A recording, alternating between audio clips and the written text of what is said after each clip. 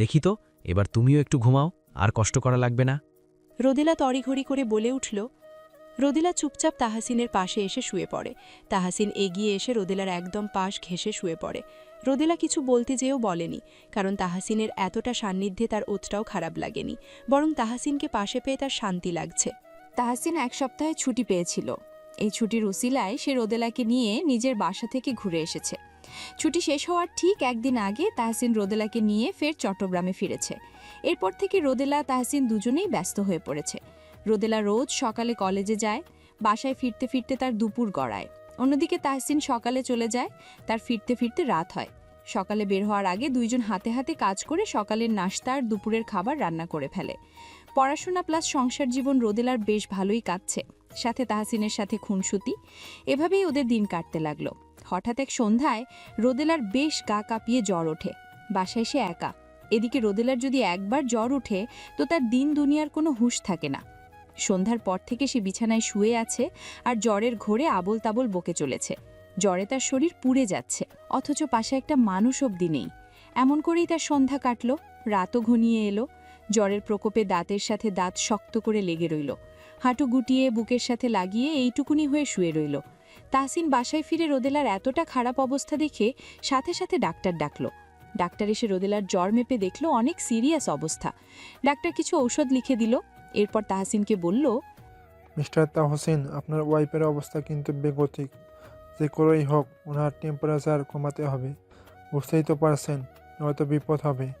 আপনার দায়িত্ব ওনার টেম্পারেচার কমানোর। ডাক্তার আরও কিছু পরামর্শ দিয়ে চলে গেলেন। তাহসিন জানে শরীরের তাপমাত্রা এতটা বেড়ে গেলে কি করণীয়, তবে রোদেলার অনুমতি ছাড়া ব্যাপারটা কেমন যেন লাগছে। পরক্ষণে ভাবল রোদেলা তার ওয়াইফ, তাই এতে কোনো দোষ নেই। তাহসিন ডক্টরকে এগিয়ে দিয়ে এসে আসার সময় ডক্টরের লিখে দেওয়া ঔষধ নিয়ে ফিরল। এরপর রোদেলার কপালে হাত দিয়ে দেখল শরীর এখনও আগুনের মতো গরম। তাহসিন রোদেলার গায়ের উপর থেকে ভারী কম্বলখানা সরিয়ে একটু ঝুঁকে রোদেলাকে 2 হাতে পাজা কোলে নিয়ে ওয়াশরুমে গেল। সেখানে গিয়ে রোদেলাকে বসালো। অনেকক্ষণ ধরে রোদেলার মাথায় পানি দিল। হালকা ঠান্ডা পানি শরীরে লাগতেই রোদেলা শিউরে উঠল। তাহসিন রোদেলাকে শক্ত করে ধরে ঝর্ণার নিচে দাঁড় করালো। এরপর ঝর্ণা ছেড়ে দিল। সাথে সাথেই বৃষ্টির মতো ফোঁটা এসে রোদেলাকে ভিজিয়ে দিল। রোদেলার সাথে তাহসিনও ভিজে উঠল। পানি শরীরে লাগতেই অর্ধচেতন রোদেলা কেঁপে উঠল। তাহসিন রোদেলাকে শক্ত করে ধরে অনেকক্ষণ ঝর্ণার নিচে দাঁড়িয়ে রইল। এরপর রুমে এনে রোদেলার মাথা ভালো করে মুছে দিল। পোশাক বদলাতে যেই ঝামেলা বাঁধল। প্রথমত তাহসিনের সংকোচ লাগছে, দ্বিতীয়ত সে শাড়ি পরাতে পারে না। কি করবে না করবে ভেবে ভেবে কিছুটা সময় পার করল। এরপর লম্বা শ্বাস টানল। হাত বাড়িয়ে রুমের লাইট অফ করে ঢিম লাইট জ্বালিয়ে দিল। অতঃপর রোদেলার শাড়ির সেফটি পিন খুলে দিতে শাড়ির আঁচল মেঝেতে গড়ালো। অর্ধচেতন রোদেলা ক্ষণে ক্ষণে কেঁপে উঠছে। তাহসিন একে একে রোদেলার সমস্ত বসনভূষণ খুলে ফেলল। এরপর রোদেলাকে ভারী একটা কম্বলে জড়িয়ে বিছানায় নিয়ে শোয়ালো। রোদেলার ভেজা শাড়ি ওয়াশরুমে রেখে আসলো। কাজগুলো তাহসিন দম আটকে যেন করল। এই ফার্স্ট টাইম কোনো মেয়েকে এভাবে স্পর্শ করল। যদিও এই মেয়েটা তার ওয়াইফ, তার সম্পূর্ণ রাইট আছে। তবুও রোদেলার অনুমতিবিহীন কাজটা করতে তার খারাপ লাগলোই বটে। তবে কিচ্ছু করার নেই।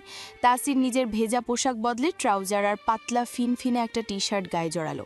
শীতের রাতে গোসল করাতে বেশ ঠান্ডা লাগার কথা, অথচ তাহসিনের ততটাও ঠান্ডা লাগছে না। পোশাক বদলিয়ে রুমে এসে সেও রোদেলাকে পেঁচিয়ে দেওয়া কম্বলের তলায় লুকিয়ে পড়ল এবং রোদেলাকে শক্ত করে জড়িয়ে ধরে রাখল।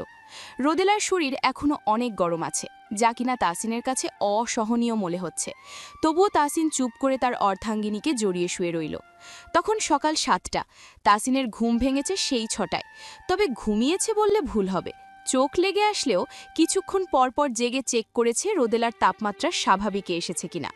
ভোরের দিকে রোদেলার তাপমাত্রা স্বাভাবিকে আসে তা বুঝতে পেরে তাহসিন স্বস্তির নিঃশ্বাস ফেলে। তখনই সে নিশ্চিন্তে ঘুমালো। 6টার দিকে তাহসিনের ঘুম ভাঙতেই সে মেল করে জানিয়ে দেয় তার ছুটি প্রয়োজন। ভাগ্য সহায় ছিল, উপরমহল তাহসিনের মেলটা অ্যাকসেপ্ট করে। তাহসিন ঠিক 1 ঘন্টা ধরে রোদেলার দিকে তাকিয়ে আছে। একদিনের জ্বরের চোটে রোদেলার মুখশ্রী কেমন শুকিয়ে গিয়েছে, ঠোঁটটা কেমন শুষ্ক খড়খড়ে হয়ে আছে। শুষ্ক ঠোঁটের দিকে নজর যেতেই তাহসিন যেন নিজের সত্তাকে হারিয়ে ফেলল। সে কিছু চিন্তা না করেই রোদেলার শুষ্ক ঠোঁটে নিজের ওষ্ঠজোড়া ডুবিয়ে দিল। প্রায় মিনিট 2 ধরে রোদেলার অধর সুধা পান করতে লাগল, যার দরুন রোদেলার ঘুম ছুটে গেল। ঘুম কাটতেই রোদেলা ব্যাপারটা বুঝতে পেরে চোখ খিচে ফেলল। তাহসিন যখন বুঝতে পারল রোদেলা জেগে গিয়েছে, তখন যেন তার হুঁশ ফিরল। সেও যেন লজ্জা পেয়ে উঠল। তাহসিন পরিস্থিতি সামাল দিতে রোদেলার কপালে গালে হাত ছোঁয়াতে ছোঁয়াতে বলল, জ্বর কমেছে? এখন কেমন লাগছে তোমার? রোদেলা আস্তে করে বলল। ভালো। তাহসিন বিছানা ছেড়ে উঠতে উঠতে বলল, আমাকে তো তুমি পুরো ভয় পাইয়ে দিয়েছিলে। হুট করে এমন জ্বরও হয়? রোদেলা কিছু বলল না। তাহসিন বলল, শুয়ে থাকো, রেস্ট নাও, আমি নাস্তা বানিয়ে আনছি। একদম উঠবে না বলে দিলাম। রোদেলা ঘাড় কাত করে বলল। আচ্ছা। তাহসিন চলে গেল রান্নাঘরে। এইদিকে রোদেলার সত্যি চুপচাপ চোখ বন্ধ করে শুয়ে রইল। তাহসিন 1 কাপ কফি বানালো নিজের জন্য, অন্য চুলায় রোদেলার জন্য স্যুপ বানাতে লাগলো। কফি আর স্যুপ হাতে কিছুক্ষণের মাঝেই সে রুমে এলো। এসে দেখে রোদেলার চোখ বন্ধ করে শুয়ে আছে। তাহসিন স্যুপের বাটিটা সাইড টেবিলে রেখে বলল, উঠো, খেয়ে তারপর মেডিসিন নাও। রোদেলা চোখ মেলল। তারপর তাহসিনের কথাই উঠতে যাবে, তখনই নিজের অবস্থা দেখে শরীরে প্যাঁচানো কম্বল শক্ত করে ধরে রাখল। চোখ বড় বড় করে তাহসিনের দিকে তাকিয়ে বলল। আমার শাড়ি কই? তাহসিন মাথা চুলকাতে চুলকাতে বলল, 1 মিনিট দিচ্ছি। অ্যাকচুয়ালি ডক্টর বলছেন তোমার শরীরের তাপমাত্রা কমাতে। তোমার শরীরে তাপমাত্রা খুব বেশি মাত্রায় ছিল, তাই এই রাতে শাওয়ার দিতে হয়েছিল। এই জন্য কথা সম্পূর্ণ আর করল না। এইটুকু কথা বলতে বলতে ওয়ার্ড্রপ থেকে শাড়ি নামিয়ে এনে রোদেলার পাশে রাখল। তারপর বলল, তুমি চেঞ্জ করে নাও, আমি পাশের রুমে আছি। চেঞ্জ করা হলে ডেকে দিও, কেমন? তাহসিন কফি হাতে বাহিরে চলে গেল। রোদেলা তাড়াতাড়ি কোনো রকমে শাড়ি গায়ে পেঁচালো। এরপর তাহসিনকে ডাকলে তাহসিন ভেতরে আসে। এরপর রোদেলার পাশে বসে রোদেলাকে স্যুপ খাইয়ে দেয়। রোদেলা মাথা নামিয়ে বিনা বাক্যে খেয়ে নেয়। সে লজ্জায় তাহসিনের চোখে চোখ রাখতে পারছে না। তার যে কতটা লজ্জা লাগছে। তার এই অবস্থায় তাহসিন একই কম্বলের নিচে ঘুমিয়েছে ভাবতেই কেমন গা শিউরে উঠছে। কেমন নতুন নতুন অনুভূতির সাথে সে পরিচিত হচ্ছে। তার বুকে যেন দ্রিম দ্রিম করে শব্দ হচ্ছে।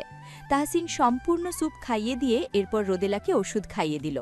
রোদেলাকে রেস্ট নিতে দিয়ে সে রান্নাঘরে গেল দুপুরের খাবার বানাতে। এইদিকে রোদেলা কুণ্ঠায় তাহসিনের কাছে আর যেতে পারল না। রুমেই বসে রইল। তার এই লজ্জা কবে কাটবে সেটা তার জানা নেই। সেদিনের পর কেটে গেল 1 সপ্তাহ। রোদেলা 3 দিনের মাথাতেই পুরোপুরি সুস্থ হয়ে গেল। তাহসিন 1 দিনের ছুটি নিয়েছিল বিধায় রোদেলার কাছে সে থাকতে পারল না। তবে রাতে এসে রোদেলার বেশ খোঁজ নিত, কিন্তু রোদেলার এখনও লজ্জা কাটেনি। সে লজ্জায় আড়ষ্টকার তাহসিনের সাথে আগের মতো কথা বলতে পারে না। তাহসিন সামনে এলে মাথা নিচু করে থাকবে। তাহসিন কিছু জিজ্ঞেস করলে জবাব দিবে, নয়তো চুপ হয়ে থাকবে। এই জিনিসটা তাহসিনের কাছে ভালো লাগে না। সে চাচ্ছে রোদেলা তার সাথে সহজ হোক, কিন্তু রোদেলা নিজেকে যেভাবে গুটিয়ে রাখছে এভাবে তো সহজ হওয়া যাবে না, তাই না? তাহসিন ভাবল এভাবে গুটিয়ে থাকলে তাদের কখনোই কাছে আসাআসি হবে না। কোনো একজনকে তো লজ্জা কাটিয়ে কাছে আসার আহ্বান করতে হবে, না হয় তাহসিনই আসুক আগে।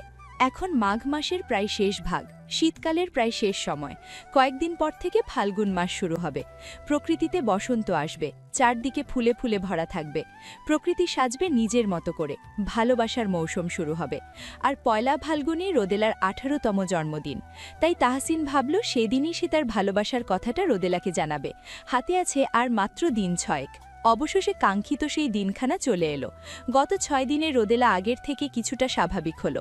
এখন তাহসিনের সাথে আগের মতোই কথাবার্তা বলে। আজ রোদেলার জন্মদিনের প্রথম প্রহর শুরু হলো। ঠিক 12টা বাজতেই তাহসিন বাসায় এসে পড়ল।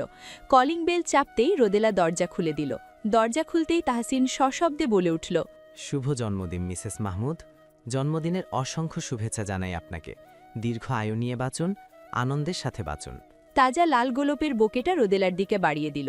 রোদেলা কল্পনাও করেনি তার জন্মদিনের প্রথম প্রহরে কেউ এভাবে সারপ্রাইজ দিবে। কখনো তো এভাবে কেউ সারপ্রাইজ দেয়নি, তাই সে এসবের কল্পনাও করেনি। তবে আজ তার স্বামীর থেকে এরকম সারপ্রাইজ পেয়ে তার চোখ যেন ছলছল করে উঠল। রোদেলা ঠোঁটে দারুণ হাসি ফুটিয়ে ফুলের বোকেটা নিল এবং বলল, ধন্যবাদ জনাব মাহমুদ।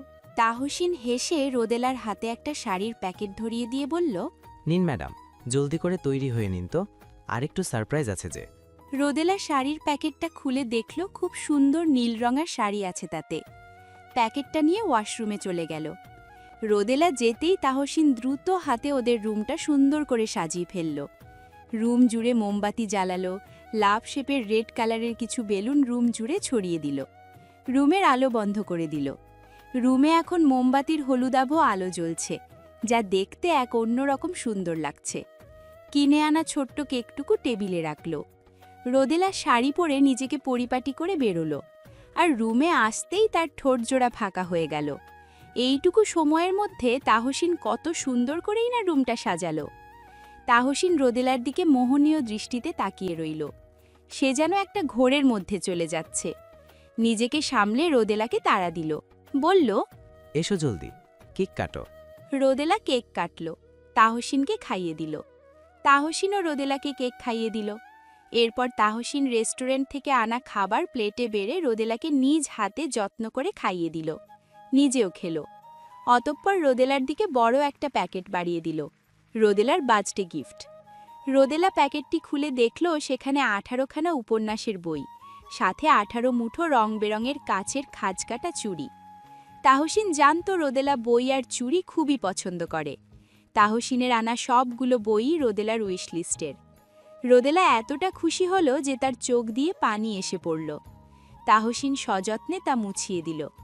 এরপর রোদেলার হাত দুটি সযত্নে নিজের হাতের ভাঁজে পুড়ে নিয়ে রোদেলার চোখের দিকে তাকিয়ে ঘোর লাগা কণ্ঠে ডাকল, মাইমুন। রোদেলা তাহসিনের দিকে তাকিয়ে ছোট্ট করে জবাব দিল। হুম। তাহসিন রোদেলার দিকে তাকিয়ে ঘোর লাগা কণ্ঠে বলল, এই তাহসিন মাহমুদ তোমাকে ভালোবাসে, প্রচণ্ড ভালোবাসে। যতটা ভালোবাসলে অন্য কাউকে ভালোবাসার স্বাদ জাগে না, ততটাই ভালোবাসে। রোদেলা মুচকি হেসে চোখ নামিয়ে রাখল। তাহসিনের এই সরাসরি স্বীকারোক্তি শুনে রোদেলার তেমন যেন ভালো লাগার শিহরণ বয়ে গেল। এতটা সহজভাবে ভালোবাসার স্বীকারোক্তি কজন দিতে পারে? রোদেলার ঘোর কাটল তাহসিনের পরের কথাটা শুনে। তাহসিন কেমন যেন আবদার করে বলল, আমি তোমাকে ভালোবাসতে চাই মাইমুন। একটা স্বামী স্ত্রীর মাঝে যেমন ভালোবাসা গড়ে ওঠে, তেমন করেই ভালোবাসতে চাই। আমাদের সম্পর্কটা সহজ করতে চাই। আমি চেয়েছিলাম প্রথমে তোমার বন্ধু হতে, তোমাকে একটা নির্দিষ্ট সময় দিতে। অনেকটাই তো সময় দিয়েছি। তুমি কি আমার ভালোবাসা গ্রহণ করতে প্রস্তুত মাইমুন? রোদেলা কিছুক্ষণ হাতটা একটু ধরে থাকবে কি? রোদেলা মাথা নিচু করে চুপ করে থাকল। চুপ করেই যেন তাহসিনকে সম্মতি দিল। তাহসিন সম্মতি পেয়ে রোদেলার হাত দুটো ঠোঁটের কাছে নিয়ে আলতো করে হাতে অধর ছুঁয়ে দিয়ে ভালোবাসার পরও সেঁকে দিল। এরপর রোদেলার কপালেও অধর ছোঁয়ালো। ছোট্ট রোদেলাকে একটু একটু করে নিজের আয়ত্তে নিয়ে নিল। নিজের মতো করে তার মাইমুনকে ভালোবাসতে লাগল।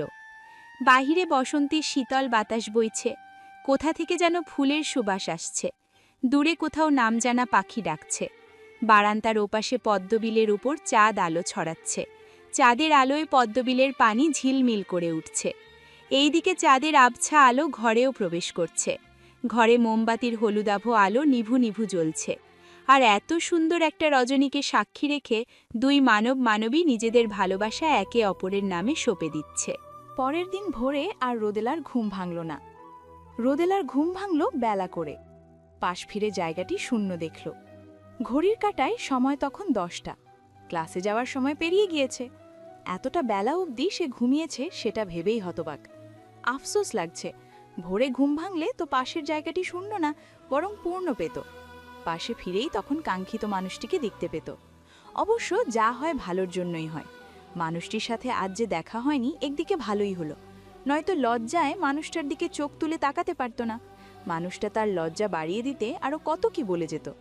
রোদেলা ধীর পায়ে বিছানা থেকে নামল। জানালার পর্দা সরিয়ে দিতেই সকালের সূর্যের তেরছা আলো ঘরে প্রবেশ করল। রোদেলা বাহিরে তাকালো। এই এরিয়াটা বেশ নীরব। মানুষের কোলাহল কিংবা যানবাহনের কোলাহল কোনোটাই এখানে নেই। শুধু থাকে পাকপাকালির কণ্ঠ, বাতাসের শোঁশো আওয়াজ। এই জন্যই তো এরিয়াটা রোদেলার দারুণ লাগে। রোদেলা বাহিরে তাকালো। আজ তার জন্মদিনের সকাল। অন্যদিকে বসন্তেরও শুরু আজ থেকে। কি সুন্দর হাওয়া বয়ে যাচ্ছে। হাওয়ার সাথে ফুলের সুবাস আসছে। কাছে কোথাও কোকিল লাগছে। এক অন্যরকম সৌন্দর্য নিয়ে বসন্ত আগমন করে। রোদেলা মন ভরে শ্বাস টানল। চোখ বন্ধ করতেই গত রাতের ঘটনাগুলো মানসপটে ভেসে উঠল। ঠোঁট জুড়ে লজ্জা মিশ্রিত হাসি বয়ে গেল। এক অন্যরকম মানবের সঙ্গে যেন পরিচয় হলো গত রাতে। সে মানবটি অষ্টাদশী রোদেলাকে খুবই সতর্কতার সাথে সামলিয়েছে। তার জন্মদিনে কেউ কখনো এভাবে সারপ্রাইজ দেয়নি। কেউ তেমন করে মনেও রাখেনি, অথচ লোকটা কোনোভাবে জেনেছে তার জন্মদিনের তারিখ। অমনি সারপ্রাইজ দিয়ে দিল। বিয়ে যখন ঠিক হয় তখন তাহসিনের বয়স নিয়ে যদিও কোনো আক্ষেপ ছিল না, তবে ভয় ছিল। সে জেনে এসেছিল সেনাবাহিনীর লোকরা বেশ কাঠখোট্টা হয়, কঠোর হয়। কিন্তু মানুষটার সাথে পরিচয় হয়ে বুঝতে পারল মানুষটা খুবই কোমল প্রকৃতির। বাহির থেকে তাকে যেমন কঠোর দেখা যাক না কেন, ভেতর থেকে মানুষটা খুবই কোমল মনের মানুষ, বিশেষ করে রোদেলার সাথে। এই যে বিয়ের এতগুলো মাস পেরিয়ে গেল, অথচ মানুষটা অকারণে রোদেলার সাথে কখনো গলা চড়িয়ে কথা বলেনি। হ্যাঁ, একবার বলেছিল, তাও রোদেলাকে হারানোর ভয়। সমুদ্রে ভেসে যাওয়ার ঘটনাটা নিয়ে রাগ দেখিয়েছিল। সেটাই ছিল প্রথম এবং শেষ। এরপর থেকে কখনো গলা উঁচিয়ে কথা বলেনি, বরং খুবই নরম কোমল কণ্ঠে তার সাথে কথা বলে। রোদেলার সবগুলো শখ পূর্ণ করতে চায় মানুষটা। মানুষটাকে পেয়ে রোদেলার জীবনটাই যেন বদলে গেল। মানুষটা রোদেলার জীবনে সুখ হয়েই যেন ধরা দিল। রোদেলার ভাবনার মাঝে তার ফোন বেজে উঠল। মোবাইল হাতে নিয়ে দেখল তাহাসিন ফোন করেছে। রোদেলা ফোন রিসিভ করতেই ওপাশ থেকে তাহাসিন মিষ্টি স্বরে বলে উঠল, সুপ্রভাত ম্যাডাম, ঘুম ভেঙেছে? রোদেলা মুচকি হাসল, বলল, হ্যাঁ, ভেঙেছে। ফ্রেশ হয়েছেন? নাস্তা করেছেন? না। তাহলে দ্রুত ফ্রেশ হয়ে নাস্তা করে নিন। আপনাকে 10 মিনিট টাইম দিলাম। ঠিক 10 মিনিট বাদেই আমি কোয়ার্টারের সামনে আসব। নাস্তা সেরে নিচে নেমে আসুন, দেখা হচ্ছে। আচ্ছা। হ্যাঁ, এই তো ঘুম ভাঙল। রোদেলা সত্যিই 10 মিনিটের মধ্যেই ফ্রেশ হয়ে নাস্তা সেরে মোবাইলটা হাতে নিয়ে বের হলো। রুম লক করে বাহিরে পা রাখতেই তাহাসিনের মেসেজ এলো। রোদেলা চেক করল। আমি নিচে আছি, এসো তুমি, ফাস্ট।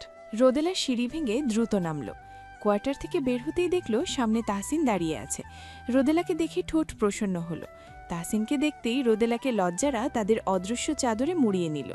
রোদেলা মাথা নিচু করেই তাহসিনের সামনে গিয়ে দাঁড়ালো। তাহসিন রোদেলার হাতটা যত্নে মুঠোতে পুরে সামনে এগিয়ে গেল। একদম ছোট্ট বাঁধালো পদ্মহীনা জলাশয়টির কাছে নিয়ে গেল। সেখানেই যেয়ে বসল। রোদেলা পানিতে পা ডুবিয়ে বসল, আর তাহসিন হুট করেই রোদেলার কোলে মাথা রেখে শুয়ে পড়ল। রোদেলা তাহসিন এক চুলের ভাঁজে হাতের আঙুল গলিয়ে দিল। আলতো হাতে চুলগুলো টেনে দিল। আরামে তাহসিনের চোখ যেন বুজে আসলো।